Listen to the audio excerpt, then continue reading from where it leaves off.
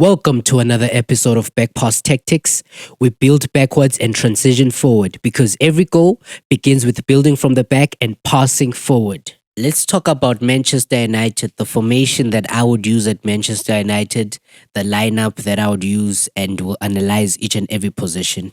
So let's start with the goalkeeper. For the goalkeeper position, we'll have Lumens as the goalkeeper. And then for the right back position, we can have Mazraoui. And then for the right center back, we can have Yoro. And then for the left center back, we can have Delete. For the left back position, we can have Dalot. So in terms of pivot players, we can only have one pivot player.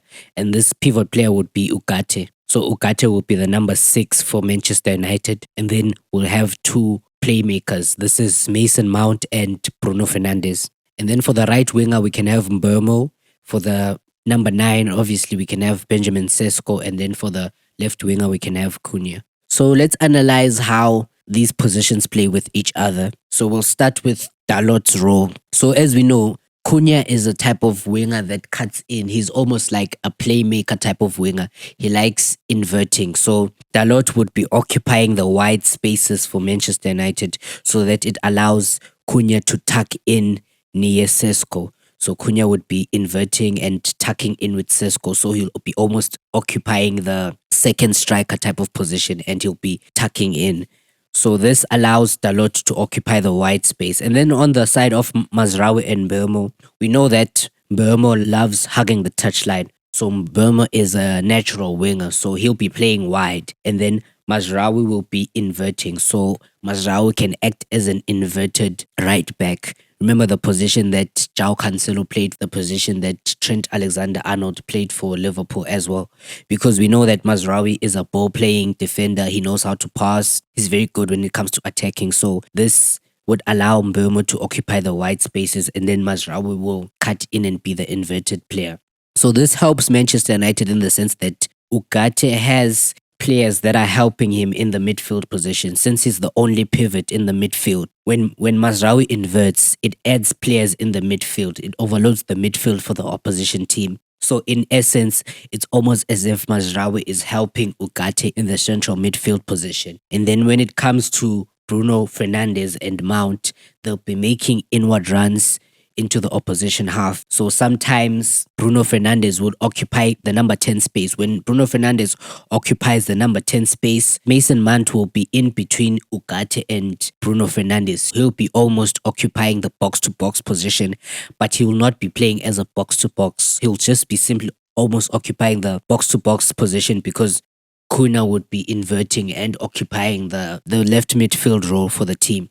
So Mount will be occupying that deep lying position. This allows him to easily receive the ball from Ugarte and pass it to Bruno Fernandes, who will be making those forward runs or pass it to the front three players.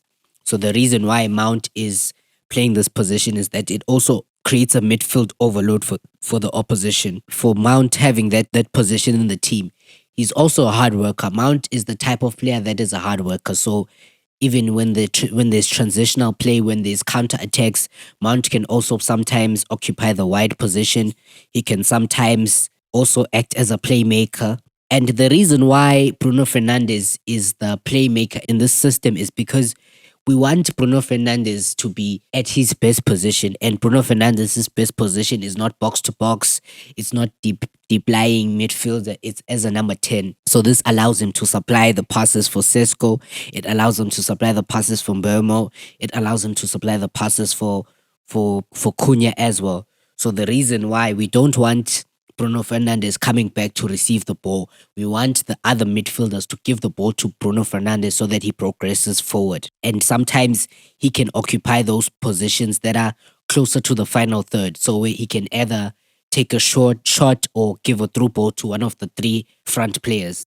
And then when it comes to Benjamin Sesko, since we have so many players inverting, we have a midfield overload, there's no reason for Sesko to come to play as a There's no reason for Sesko to play as a false 9. So Sesko can play as a target man. So all Sesko has to do is stay in the box. Sesko has to stay in the box to receive those passes from the midfielders and the fellow wingers that are helping him on either side. So Sesko, with his physique and presence in the box, he can just play as a target man. there's no reason for Sesko to drop deep and fetch the ball because we have players like Mount and players like Bruno Fernandes fetching the ball. And then when it comes to Ugarte, since Ugarte is not a ball playing number 6, he knows how to disrupt play. He knows how to make tackles here and there. He has the stamina, but he's not a ball playing midfielder. So all Ugarte has to do is play as a number 6, play as the single pivot to protect the defense. So he'll be in front of De Ligt and Yoro. So he isn't needed much when it comes to going forward. So his only role is to protect De Ligt and Yoro.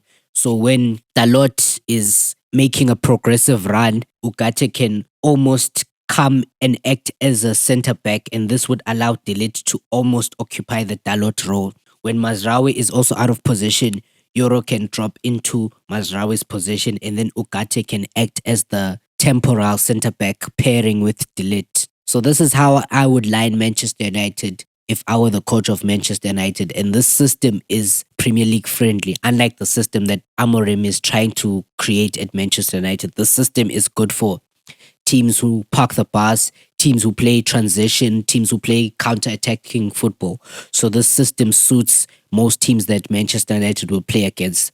Of course, there'll be some games that do not allow this system because when you're playing against teams such as Arsenal, Liverpool, and Chelsea, you need 2 pivot players. So for bigger teams, this formation would not be suitable for. But for most of the teams in the English Premier League, this is the type of system that would work for the team. That's it, folks. Like, comment, share, subscribe, share with family and friends. I'll be right back like Reece James, hopefully not injured and having proper vocal cords.